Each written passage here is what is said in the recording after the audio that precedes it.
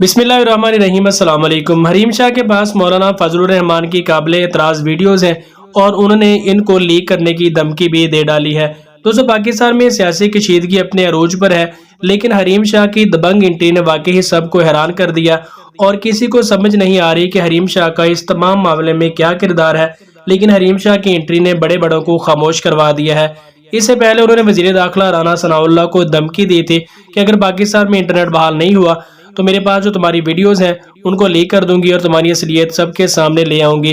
तो वाकई हैरानकुन तौर पर 2 से 3 घंटे बाद पाकिस्तान में इंटरनेट बहाल हो गया। हालांकि इतलात ये थी कि 2 से 3 दिन लगेंगे और उसके बाद पाकिस्तान में इंटरनेट बहाल होगा, लेकिन हरीम शाह की दबंग एंट्री और उनकी धमकी ने काम किया और 2 से 3 दिन का मामला 2 से 3 घंटे में मुकम्मल हो गया और पाकिस्तान में इंटरनेट बहाल हो चुका था।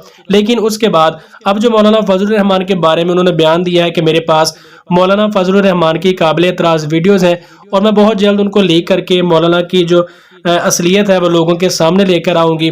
उनका ये कहना था कि मौलाना सिर्फ एक ढोंगी बाबा है, इससे बढ़कर वो कुछ नहीं है। तो अब सवाल ये है कि क्या वाकई हरीम शाह के पास मौलाना की कोई ऐसी वीडियो है या सिर्फ धमकी है जो मौलाना फजलुर रहमान को दी है, और अगर सिर्फ धमकी है तो इसका क्या मकसद है, इस बारे में भी कुछ भी कहना कबल अज़ वक़्त है। लेकिन देखते हैं कि आगे के क्या होता है। अगर हरीम शाह के पास वाकई मौलाना की कोई वीडियो है तो वो मंजर आम पर जरूर आएगी और उसके बाद मौलाना के क्या रद्द-ए-अमल होता है वो उसके बाद सबके सामने आएगा। तो इस हवाले से जो भी नई अपडेट होगी आपके साथ शेयर करने की कोशिश करेंगे। चैनल पर नए हैं तो सब्सक्राइब करें। मिलते हैं किसी नेक्स्ट वीडियो में, तब तक के लिए अल्लाह निगहबान।